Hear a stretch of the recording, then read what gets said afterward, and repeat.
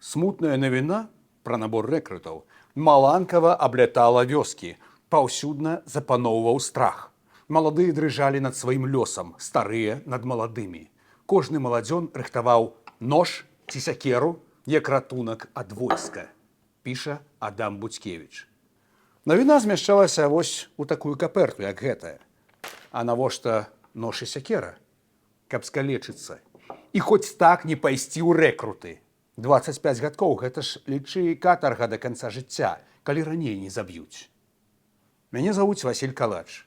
У папярэднім выпуску мы размаўлялі пра тое, адкуль узяліся прыгон і паншчына, пра сялян і шляхту ў часы Рэчы Паспалітай. Але сёння пагаворым пра змрочнае 19 стагоддзе, час расійскай імперыі, калі селянін стаў рэччу, рухомай маёмасцю, якую можна прадаць, падарыць ці прайграць у карты. Калі відэа спадабаецца, не забудзьце пра лайк і падпіску на канал. Мяжа 18 і 19 стагоддзяў у Еўропе для сялянаў пераломны момант. Там прыгон або абмяжоўваюць, або зусім касуюць, як ва Францыі. У кожным разе сяляне атрымліваюць палёгку, права, а часам і абавязак вучыцца, могуць пераязджаць у гарады, асвойваць прафесіі. Што казаць? Перасяляцца ў новы свет. Паўсюдна, куды прыходзіць армія Наполеона, прыгон адмяняюць. У нас, праўда, імператарская армія прабыла зусім нядоўга. Калі цікава, пішыце ў каментах, зробім пра 1812 год асобны выпуск. А што Расія?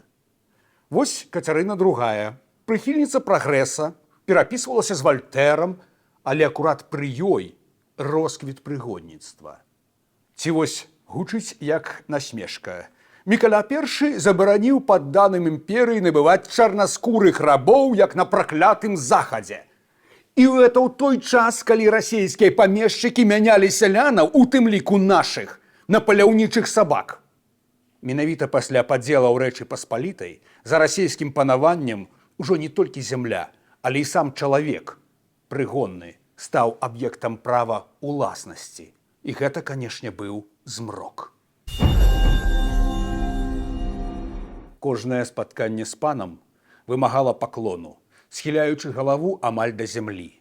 Нельга было вясковаму падданаму ані перасяліцца ў іншае месца, ані ажаніцца без дазволу памешчыка. Пан быў суддзёй усіх справаў на вёсцы. Цялесныя пакаранні вызначаў пан або яго ўраднік, або аканом, бо мелі гэткае права. Вясковец, падданы, быў рэччу, уласнасцю да ўжытку пана, узгадвае Адам Буцкевіч. Калі памешчык лічыў селяніна шкоднікам ці лайдаком, то мог выслаць яго ў Сібір. Самога ці разам з сям'ёй перадаваў паліцэйскім уладам, ды і ў Сібір. Адно што сам аплочваў ім дарогу. Але найбольш распаўсюджанай была здача ў рэкруты. Дзяржава патрабавала рэкрутаў рэгулярна. Але хто паедзе, вырашаў памешчык. Мог і наперад паболей здаць у лік будучых набораў. Адслужыўшы 25 гадоў у салдатах, селянін ставаў вольным. Але ты ж паспрабуй адслужы, выжыві. Дадому вяртаўся прыкладна кожны 10. І тое, старым і хворым чалавекам. Было такое, дужага селяніна круцілі ўночы, закоўвалі ў калодкі ды везлі ў рэкруты. Сцераглі самі сяляне, аднавяскоўцы. Бо калі ўцячэ, а часта ўцякалі, сыны гэтых сялянаў самі пойдуць у салдаты. Самае прыкрае, што мясцовыя землеўласнікі, нашчадкі старой шляхты, прынялі гэтыя расейскія правілы гульні. Ставалі вінцікамі імперскай машыны на месцах. Канешне, былі і тыя, хто хаваў сялянаў ці прымаў беглых земляў суседа, але агулам выконвалі, бо інакш ужо ты сам трапіш пад удар. Право наказывать крепостных людей палками неразрывно сопряжено с политическим и частным домостроительством русского государства. Это право передано нам от предков наших. Гэтак писал российский граф Матвей Мамонов. Гвалт и прыгон были на России нават не сродкам атрымання грошаў, але ідэалогіяй. А что, зараз не так? Паводле расійскага зводу законаў 1832 году была норма. Уласнік сялянаў мог для парадку употреблять домашние средства исправления и наказания по его усмотрению. Усё апроч смяротнага пакарання. Бізуны, палкі, дубцы, калоды – звыклая рэч. З часам забаранілі ашыннікі. О, лібералізацыя! За што білі? Спазніўся на паншчыну, дрэнна пахаў, не так баранаваў, малыя снапы дзеўка навязала. Войт казаў дазорцу: дай гэтаму лайдаку 20-ку. 20 прутоў. Даходзіла часам і да 200 лозаў. Да пацері дыхання. Было і такое. Прыязджаюць да памешчыка госці, таго няма. Пытаюць управляючага: а дзе твой барын? Сячэ мужика перад абедам, няма апетыту, а так, глядзіш, і з'явіцца. Часам пабоі скончваліся смерцю. Так, у 1849 годзе у маёнтку Падол прыказчык прывязаў селяніна за рукі да конскага хваста, прымушаў бегчы ды біў плеццю. Калі экзекуцыя скончылася, селянін вярнуўся дадому, у яго распухла нага і пачаўся Антонаў агонь. Гангрэна. Цягам тыдня той памёр. Што ў 19 стагоддзі, што зараз уседазволенасць развязвае рукі ды фантазію. Чалавек такая істота. Этнограф Адам Кіркор пісаў, што былі вычварэнцы, якія секлі дзяўчат і так узбуджаліся. Спадабалася дзеўка, але адмовіла: будуць секчы. Спачатку не балюча, але штораз больш жорстка, пакуль не паддасца. Сустракаліся і маніякі. Так да суда дайшла справа Івана Ваўкавыцкага з Кобрынскага павету. У ягоным маёнтку жылі 4 дзеўкі, якіх той метадычна збіваў ды прымушаў да сэксу. Аксіння, Марыя, Хвілона ды яшчэ адна Марыя. Тыя наважыліся перадаць скаргу, і ў маёнтак прыехалі следчыя. Ваўкавыцкім заняўся суд. Аказалася, што ў іншым сваім маёнтку ён таксама праславіўся. Калі тамтэйшыя дзеўкі цяжарылі, то сілай выдаваў іх замуж. Памешчыка асудзілі, і па выніку той памёр у турме. Меў 60 гадоў. Але што цікава, этнограф Богданович піша: «Открытых насилий, гаремов в панских палатах, как об этом повествуется в беллетристике и в великорусских воспоминаниях, в Беларуси не встречалось. Хоть в моих исследованиях я интересовался этим вопросом в разных местах. Водили девиц на ночки к паничам, соблазняли паничи покоевок. Бывали постоянные аманатки у холостых или вдовых панов.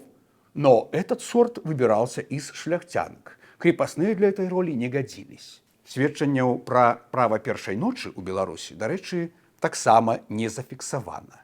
Ані ў сярэднявеччы, ані ў пазнейшыя часы. А вось вам і хорар. 2 жніўня 1851 году кобрынскі гараднічы з урачом ды павятовым страбчым пайшлі ў гарадскі дом памешчыцы Кобрынскага павету Магдалены Імянінскай. Што яны там знайшлі? 15-гадовую дзеўку Мар'яну Курцевіч, закаваную ў кандалы са слядамі пабояў. Закоўваць у кандалы тады ўжо было нельга. Таму следства. І гэта быў толькі пачатак. Аказалася, што пані Магдалена рэгулярна катавала сваіх прыгонных. Сялянцы Парасцы Паўлючук загадвала замазаць смалою палавыя органы. Дворнай дзяўчыне Кацярыне Волах выбіла вока. Сялянка Масейчукова збегла невядома куды пад страхам пакарання за блуднае жыццё. Сялянку Мар'яну Курцевіч, з якой гісторыя пачалася, білі пугай і трымалі ў кандалах больш за год.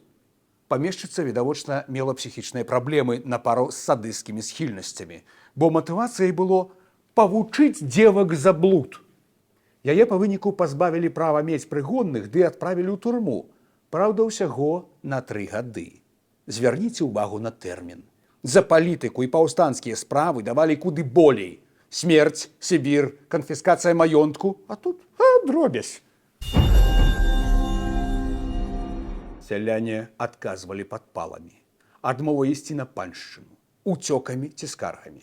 Калі веры мясцоваму чыноўніку не было, бо з панам яны разам граюць у прэферанс, то адпраўлялі, напрыклад, у Вільню хадакоў. Такіх хобітаў, якія неслі скаргу ўжо губернскаму начальству. Часам распавядалі свае крыўды ксяндзу або папу, каб тыя, як пасярэднікі з панам, дапамагалі.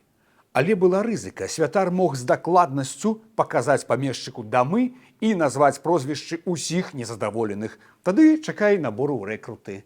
Ці варта ідэалізаваць сялянаў? Напэўна, не.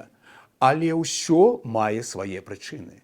Брытанскі падарожнік Фортэскью Андерсон, які пабываў на гарадзеншчыне ў 1863 годзе, пісаў: «Цемрашальства сялян вынікае з іх неадукаванасці ды ўзмацняецца лёгкай дасяжнасцю спіртных напояў». Адукацыя, у адрозненне ад Прусіі, тут не была абавязковай, а ў рускія школы сяляне аддаваць дзетак чамусьці не хацелі. Цвярозых вяскоўцаў Андерсон наогул бачыў не так часта. А вось вам іншы бок медаля. У часы паўстання 1863 году расійскія ўлады найперш выкарыстоўвалі сялянаў, каб тыя здавалі паўстанцаў за грошы. Быў цэннік. Адна сума за ўзброенага паўстанца, іншая за таго, хто ціха вярнуўся з лесу, яшчэ адна за інфармацыю пра лясны лагер. А калі не ведаеш, прыдумай. І лжывыя сведчанні сялянаў множыліся, як тая халера на гэтай няшчаснай зямлі. Асуджаючы на беднасць, высылку ці смерць гаспадароў, большасць якіх, я цвёрда ўпэўнены, шчыра жадала памагчы гэтым людзям, піша Андерсон. Вядома, бывала па-рознаму і нельга маляваць землеўласніка толькі чорнай фарбай, як гэта рабілі савецкія гісторыкі. Часта было, калі мясцовы шляхціц ведаў сваіх прыгонных па імёнах, калі быў хросным бацькам для сялянскіх дзяцей, прысутнічаў на сялянскіх шлюбах, нягледзячы на розніцу ў канфесіі. Ён каталік, яны праваслаўныя.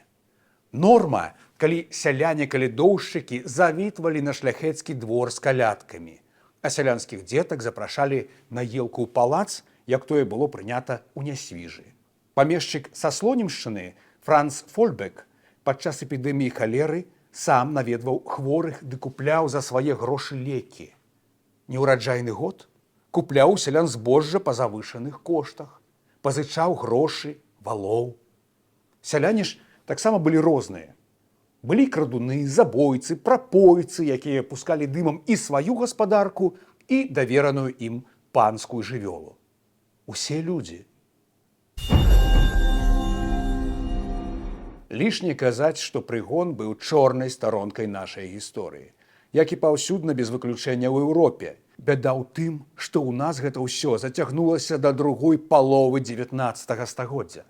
А далей саветы, калгасы і вяртанне той самай паншчыны ўжо з чырвоным барынам. Калі селянін не мае зямлі, працуе за палачкі і не можа пераехаць нават у горад, а старшыня калгасу можа грамату даць, а можа і артыкул здрадніка народа ў плечы, ды зноў у Сібір. Усё гэта страшэнным чынам адбілася на ментальнасці нашага народу. Гэта ключык да шматлікіх праблемаў, якія мы маем па сённяшні дзень. Уявіце, што 200 год таму прыгон быў бы скасаваны і ўжо не вяртаўся б. Ці жылі б мы зараз у такой краіне, у такім грамадстве? Як думаеце? Пішыце ў каментарах. На сёння ўсё. За лайкі, падпіскі, данаты, чалом б'ю. Гонар і годнасць!